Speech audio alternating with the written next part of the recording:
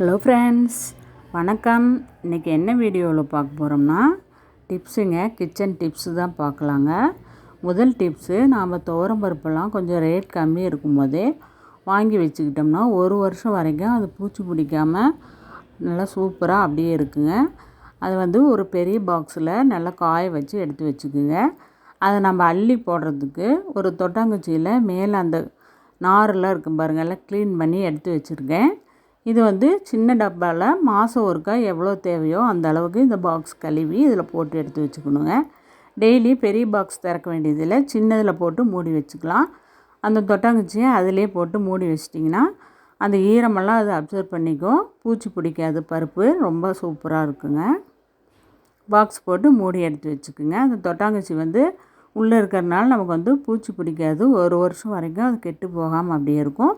மாதம் ஒருக்கா தேவையானதை சின்ன பாக்ஸில் நீங்கள் போட்டு எடுத்து வச்சுக்கோங்க. இந்த டிப்ஸ் ரொம்ப யூஸ்ஃபுல்லாக இருக்கும், ட்ரை பண்ணி பாருங்கள்.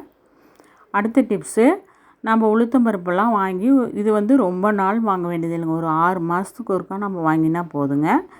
அது கொஞ்ச நாள் ஆனால் அந்த உளுந்து முழுசாக இருக்கிறது அப்படியே தூள் பவுட்ரு மாதிரி ஆகிடும்.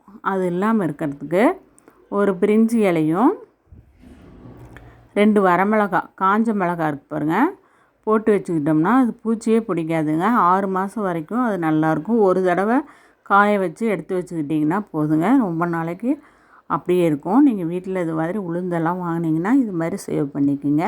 ரொம்ப டிப்ஸு, யூஸ்ஃபுல்லான டிப்ஸு. அடுத்தது, நாம் புளி வாங்குவோம் பாருங்கள், அது கொஞ்சம் ரேட் கொஞ்சம் எச்சா போனாலும் நல்லா திடமான புளி வாங்கிட்டோம்னா நமக்கு ஒரு மாதம் சேர்த்தியே வருங்க.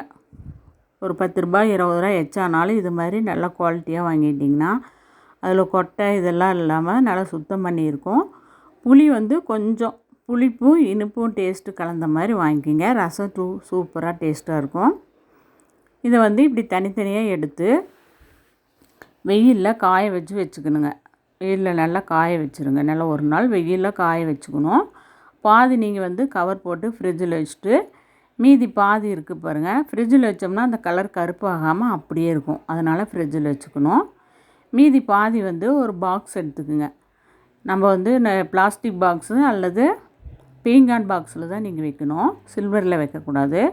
கீழே கல்லுப்பு போட்டு அந்த புளி ஒரு லேயர் போட்டு மேலே மறுபடியும் உப்பு போட்டு சேவ் பண்ணிக்கிட்டோம்னா ரொம்ப நாளைக்கு அப்படியே நல்லா இருக்குங்க.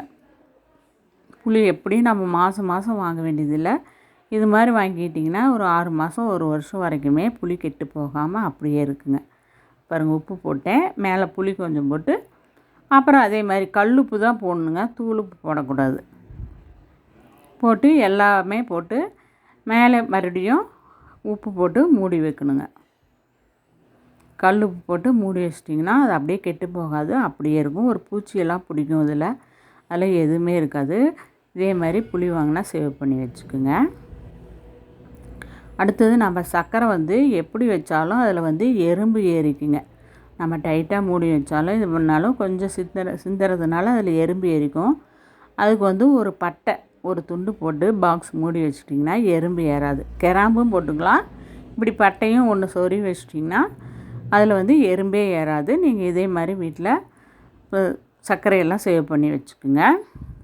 அடுத்தது, நம்ம அரிசியெல்லாம் ட்ரம்மில் போட்டு வைக்கும்போது சில சமயம் பூச்சி வச்சுருங்க. எப்படி தான் காய வச்சது வாங்கினாலும் பூச்சி வச்சிரும். அதுக்கு ஒரு பிரிஞ்சி இலை போட்டு நீங்கள் அரிசி அளக்கிறதுக்கு ஒரு டம்ளர் அல்லது ஒரு நீங்கள் எதில் அளக்குறீங்களோ அந்த பாத்திரத்தை அதிலே போட்டு வச்சிடணும். ஒவ்வொரு தடவையும் அது மாற்றாமல் அப்படியே இருக்கும். நம்ம அளந்து அப்படியே மூடி வச்சிட்டோம்னா தண்ணி இல்லாமல் இருக்கும்.